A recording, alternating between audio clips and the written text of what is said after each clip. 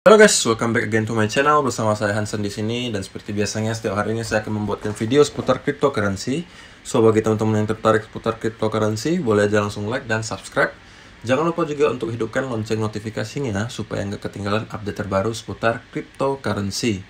Oke, pada video hari ini saya akan membahas sesuatu yang mungkin akan mengejutkan teman-teman. Itu sesuai data yang akan saya bahas itu, dan mungkin itu teman-teman juga belum pada tahu. Dan itu juga suatu hal yang membuat saya makin semangat untuk invest di market cryptocurrency. Kemudian saya juga akan bahas berita-berita terbaru seputar cryptocurrency di bulan Juli ini, kira-kira apa yang akan terjadi. Kemudian juga ada soal Binance, yang karena kemarin banyak yang request juga soal Binance, oke? Tapi sebelum mulai, saya pengen ucapin dulu terima kasih banyak, dan saya apresiasi semua teman-teman yang sudah bantu saya like, subscribe, dan komen, apalagi share. Karena kemarin saya baca komen-komennya rata-rata positif. Ada yang bilang karena terbantu karena video saya, ada yang bilang karena video saya mereka jadi termotivasi untuk nabung di kripto, dan lain-lain. Jadi semuanya terima kasih. Semoga saya selalu bisa membawa manfaat yang baik untuk teman-teman semua. Oke? Jadi langsung aja kita mulai videonya. Let's go. Jadi seperti biasa, pada awal video kita akan mulai dari CoinMarketCap dulu. Secara global, market cap cryptocurrency hari ini ada di angka 1,42 triliun dolar atau turun 2,31%. Bitcoin sendiri ada di angka 34.300 atau turun 2,7%. Ethereum ada di angka 2.200 atau naik 3,7%. Kita bisa lihat ya, performa Ethereum itu jauh melebihi Bitcoin di seminggu terakhir. Ketika Ethereum naik 15%, Bitcoin hanya mampu naik sekitar 5%. Sementara Binance ada di angka 294 dolar atau turun 0,19%. Cardano ada di 1,35 dolar atau naik 0,3%. Dogecoin terkoreksi cukup dalam ke 0,24 dolar atau turun sekitar 3,7%. Oke, kita langsung aja masuk ke chartnya Bitcoin ya. Oke, kalau misalnya teman-teman yang udah nonton video saya sebelumnya, harusnya udah tahu prediksinya ya. Memang kita kemungkinan besar akan membentuk pola seperti ini sebelum kita mungkin naik lagi ke atas. Itu secara short term ya guys, jangka pendek. Tapi kalau untuk overall view-nya atau prediksi jangka panjangnya, kita masih bermain saja di channel ini guys, di antara harga 42.000 dan 31.000. Dan bisa jadi kita dalam beberapa minggu ke depan masih akan bermain di area sekitar sini, karena kita belum bisa breakout ke atas ataupun ke bawah. Ketika kemarin breakout pun hanya fake breakout. Dan yang teman-teman juga pasti tahu, biasanya kalau misalnya dalam bull market, bulan-bulan terbaik atau biasanya bulan-bulan puncaknya itu ada di sekitar Oktober, November, dan Desember. Yang mudah-mudahan saja ketika bulan itu datang, kita bisa melihat pergerakan harga yang cukup masif di Bitcoin. Jadi itu secara general, dalam bulan Juli mungkin kita masih akan bermain sideways di channel ini. Oke, sekarang kita masuk ke berita-berita yang ringan-ringan dulu sebelum saya mengasih teman-teman data yang cukup mengejutkan. Sekarang kita mulai dari berita yang ringan dulu. Oke, jadi ini ada berita dari CNBC yang mengatakan Elon Musk and Jack Dorsey agree to talk about Bitcoin at an event in July. Jadi Elon Musk dan Jack Dorsey setuju untuk bertemu dan berdiskusi soal Bitcoin di bulan Juli. Dan nama eventnya itu adalah B-Word, dan di schedule akan terjadi pada Juli 21 atau tanggal 21 Juli akan ada event namanya B-Word. Si Jack Dorsey dan si Elon Musk akan bertemu dan berdiskusi. Nah, ini awalnya terjadi karena si Jack ini nge-tweet gitu ya. In a bizarre Twitter thread, Musk responded to a tweet from Dorsey promoting an event called the B-Word, which aimed to encourage companies and institutional investors to adopt Bitcoin. Jadi awalnya si Jack ini nge-tweet soal the B-Word, ada event namanya the B-Word yang ingin mengajak perusahaan-perusahaan dan institusi untuk mengadopsi Bitcoin. Jadi intinya ya untuk merekrut investor baru lah, investor-investor besar yang merupakan perusahaan dan institusi. Kemudian tiba-tiba si Elon Musk balas, be curious. Jadi istilahnya B-nya itu apakah be curious singkatannya. Si Elon Musk nanya gitu, iseng. Dan ketika dibalas, si Dorsey itu mengatakan bizarre. Let's you and I have a conversation at the event. You can share all your curiosities. Jadi langsung aja si Dorsey tanpa basa-basi mengajak Elon Musk masuk ke event tersebut untuk berdiskusi. Dan rupanya si Elon Musk juga setuju. For the big curious, very well then let's do it. Jadi si Elon Musk setuju. Dan kayaknya si Jack juga jadi semangat banget gitu ya. Dan pastinya ini menjadi sebuah sentimen positif karena kita tahu sendiri namanya Elon Musk itu bisa menggerakkan harga pasar sendirian. Dengan nge-tweet doang guys. Tanpa ngapa-ngapain, dia cuma nge-tweet doang bisa menggerakkan pasar cryptocurrency, khususnya Bitcoin dan Dogecoin ya. Kemarin juga Shiba Inu sempat dipom-pom oleh Elon Musk. Jadi mudah-mudahan Elon Musk berbaik hati lagi kali ini dan memberikan berita yang positif untuk kita supaya harganya bisa meroket lagi. Kemudian ada lagi berita yang terbaru dari George Soros Investment Fund is reportedly trading Bitcoin. Jadi perusahaannya George Soros, kalau misalnya teman-teman nggak kenal siapa itu George Soros, nih ada kisahnya. Jadi George Soros itu adalah investor kakap yang merusak Bank Inggris. Nah, agak serem ya judulnya ya.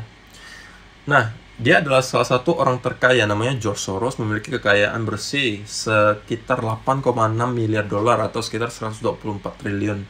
Dia adalah ketuanya Soros Fund Management ya. Dan dia berada di peringkat 56 orang terkaya di Amerika oleh Forbes dan orang terkaya 162 secara global. Jadi intinya kenapa dikatakan dia membunuh Bank Inggris, Soros mengumpulkan kekayaannya sebagai salah satu spekulan terbesar di dunia di pasar keuangan. Itu kalau kita sebutnya sekarang pasar forex ya. Dia taruhannya yang terkenal melawan pound Inggris pada tahun 1992 menghasilkan keuntungan lebih dari 1 miliar dolar. Dalam satu trade dia mampu menghasilkan 1 miliar dolar, teman-teman bayangin aja. Dan dia diberi gelar orang yang merusak Bank of England. Jadi ini adalah salah satu orang yang cukup disegani. Dan dia mempunyai fund atau fund management dan dia reportedly trading Bitcoin. Jadi istilahnya dia perusahaan dia sudah memberikan lampu hijau untuk perusahaannya membeli atau trading Bitcoin. Okay?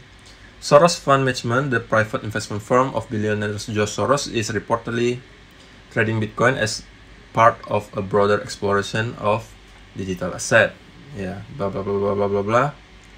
Intinya nih, George Soros has given his team the green light to trade Bitcoin. Jadi George Soros sudah kasih lampu hijau untuk timnya untuk trading Bitcoin. Ini bisa menjadi berita positif ataupun negatif tergantung bagaimana mereka tradingnya. Karena seperti yang teman-teman tadi sudah baca, dia mampu menghancurkan Bank Inggris dengan satu trade aja. Jadi ya mudah-mudahan George Soros juga sama kayak Elon Musk berbaik hati ke kita dan membantu kita menaikkan lagi harga Bitcoin. Oke? Nah, juga ada sebuah berita dari Binance lagi. Yang di video kemarin banyak teman-teman, aduh bang, jadinya saya harus hold apa gimana nih bang BNB saya. Katanya sudah di-ban di UK, sudah di-ban di Kanada, sudah di-ban di Jepang, sudah di-ban di bla bla bla banyak banget gitu kan. Dan di video kemarin saya jawab bahwa menurut saya pribadi Binance sudah menjadi salah satu exchange terbesar dan bisa jadi hal-hal sekecil itu tidak akan berpengaruh terlalu banyak menurut saya karena itu hanya soal regulasi. Ya teman-teman tahu lah, kalau misalnya untuk petinggi-petinggi negara, kalau misalnya nggak dikasih dikit uang, ya keluar-keluar gitu kan. Kalau misalnya petingginya banyak yang korupsi misalnya, dan Binance tidak memberikan jatahnya, ya udah dimunculin aja masalah gitu kan. Jadi berita hari ini Binance sudah kembali bisa mengaktifkan withdrawal for UK client. Jadi kemarin sempat nasabah-nasabah Binance di UK atau Inggris itu tidak bisa withdraw uangnya atau mau deposit itu nggak bisa ke Binance. Dan hari ini udah bisa lagi, udah aktif lagi, baru juga sehari. Itu juga yang menyebabkan teman-teman kalau lihat harganya Binance itu kemarin tiba-tiba melonjak tuh. Dari yang $284 ke 303. Bisa jadi ini menjadi salah satu hal yang menyebabkan karena berita ini. Nah, sekarang kita masuk ke topik utamanya, berita yang mungkin teman-teman tunggu, yang cukup mengejutkan juga menurut saya adalah ini. Saya ketemu artikel ini, bukan artikel sini, website ya. Cryptocurrency across the world. Global crypto adoption. Cryptocurrency adoption is growing around the world. As a leading cryptocurrency payments company, we strive to offer key statistics to help business better understand the cryptocurrency market, how you can reach untapped markets and grow your businesses. As of 2021, we estimate global crypto ownership rates at an average of 3.9%, and with over 300 million crypto users worldwide and over 18,000 businesses. Teman-teman nyadar nggak bahwa kita ini, kalau misalnya teman-teman invest sekarang, kita adalah orang-orang yang bisa dibilang masih cukup awal mempercayai Bitcoin. Karena apa? Secara data, baru ada sekitar 3,9% orang yang memiliki cryptocurrency. Bayangin, dari 100% baru ada 3,9%. Iya kan? Kita masih awal banget. Dan potensi naiknya cryptocurrency ini masih sangat besar. Bayangin kalau angka ini menjadi 20%, menjadi 30%, menjadi 40% dari total populasi dunia. Bagaimana market cap-nya? Harusnya akan berkali-kali lipat. Ini adalah logika simpel aja ya guys ya. Makin banyak investor ya otomatis market cap-nya makin besar. Dan sekarang kita baru ada 3,9% dari total populasi yang memiliki cryptocurrency. Jadi kita masih awal banget nih. Kalau kayak di internet, kita nih dari tahun 1999 udah main internet istilahnya. Kalau sekarang kan orang udah di mana-mana orang udah tahu internet, hampir seluruh orang pakai internet. Sama, kalau di 1990-an internet baru muncul, orang masih bingung apa sih itu internet. Nggak usah yang aneh-aneh lah gitu kan. Nggak percaya namanya internet. Tapi udah ada orang-orang awal yang percaya terhadap internet, dan banyak orang kaya dengan membeli perusahaan-perusahaan yang bergerak di internet. Nah, sekarang juga kondisinya sama. Cryptocurrency adalah sebuah aset yang termasuk cukup baru. Masuk di tahun 2000-an. Dan kita adalah orang-orang awal yang percaya terhadap cryptocurrency. Itulah mengapa kita masih mempunyai chance atau kesempatan untuk kaya dari cryptocurrency. Nah, ini ada beberapa data-datanya juga cukup meyakinkan. Bitcoin market cap kemarin kan sudah sempat ke $1 triliun gitu ya. Dan top countries yang memiliki Bitcoin itu, bukan Bitcoin ya, cryptocurrency secara keseluruhan, adalah di India. Udah ada 100 juta orang yang mempunyai. USA kedua di 27 juta. Kemudian Nigeria ada 13 juta. Nigeria aja nomor 3, bayangin guys. Vietnam dan kemudian UK. Kemudian demografiknya sekitar 79% itu pria, 21%-nya itu cewek. Oke, 50% di angka sekitar di bawah 34 tahun rata-rata. Jadi masih ternyata orang-orang muda ini sekarang udah melek investasi dan rata-rata memilih cryptocurrency sebagai asetnya. Oke, di sini ada datanya cukup lengkap. Dan Indonesia ada di mana nih? Nah, Indonesia ada di sini dengan angka 2,66%. Jadi dari total populasi kita baru ada sekitar 2,6% guys yang melek akan kripto. Jadi atau ngerti soal kripto, baru 2,6%. Kita masih orang-orang awal gitu guys. Itu yang perlu teman-teman sadari. Dan kenapa saya bilang peluangnya sangat besar? Secara logika, kalau misalnya nanti semakin naik angka populasi yang membeli kripto, investornya semakin banyak, otomatis kan market cap semakin besar. Kalau market cap makin besar, ya otomatis harganya semakin naik. Itu logika sederhana. Kalau sesuai data ngomongnya, nah ini teman-teman perlu cukup lihat aja. The biggest brand in the world are accepting crypto payments. Ini adalah list perusahaan-perusahaan besar yang sudah menerima cryptocurrency sebagai pembayarannya. Nah, ini pasti banyak sekali perusahaan yang teman-teman kenal. Burger King ada, AT&T ada. Ini kan yang provider untuk handphone ya. Kemudian apalagi Subway, cukup terkenal juga.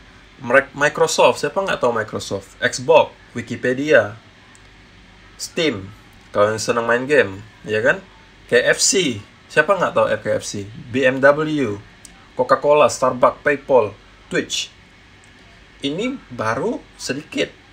Bayangin nanti makin banyak perusahaan besar yang masuk dan memperbolehkan pembayaran melalui kripto. Otomatis nambah lagi market cap-nya. Semuanya berefek positif ke cryptocurrency. Dan ini ada berita yang juga cukup mencengangkan.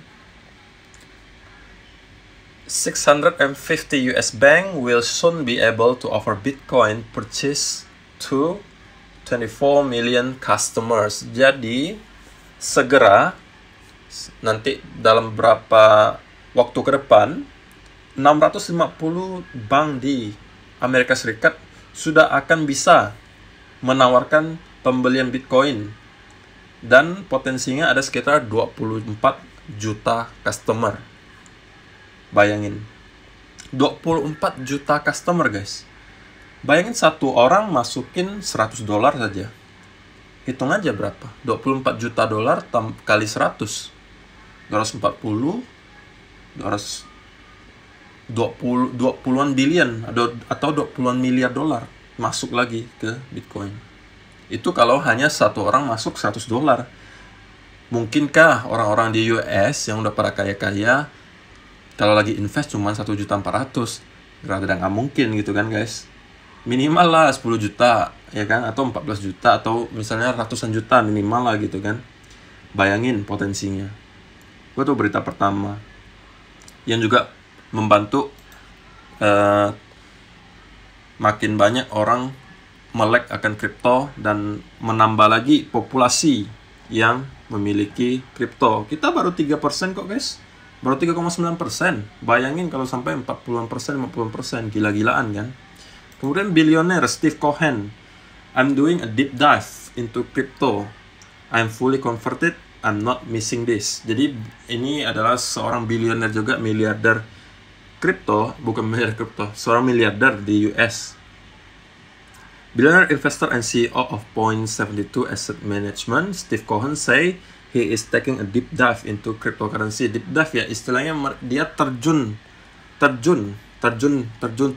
ke kripto. Istilahnya dia akan fully converted. Jadi semua aset dia akan jadikan ke cryptocurrency. Dia seorang miliarder US loh, guys. Dan dia berani asetnya itu jadikan semuanya kripto. Bayangin aja. The timing is never good. Who knows? I don't know if these things are going to go up. I'm doing a deep dive into crypto. I'm fully converted. Nah, ini ada beberapa perkataan dia. So, I'm not missing this. I'm not going to miss this. Dia aja takut ketinggalan kereta. Takut nanti Bitcoin udah ke harga $300.000, $400.000. Yang mungkin kalau kemarin saya sebut, ada di satu video saya sebut Bitcoin bakal ke 300.000, 400.000. Banyak yang bilang, gila bang, jauh banget. Sekarang aja baru 30.000. Nah, tapi nanti kalau sudah naik sampai 100.000, 200.000, orang pada berbeli karena harganya lagi naik-naik terus kan. Tapi kalau ketika didiskon di harga sekarang 30.000, orang malah bilang, nanti dulu lah bang, ngeri bang, turun terus. Kalau mindset teman-teman seperti itu, akan susah untuk bisa menghasilkan uang yang cukup signifikan di market cryptocurrency. Oke guys, sebelum teman-teman keburu tidur nonton video saya karena kelamaan, saya tutup aja deh. Terima kasih yang udah menonton video hari ini. Semoga bermanfaat dan membuka wawasan teman-teman lebih.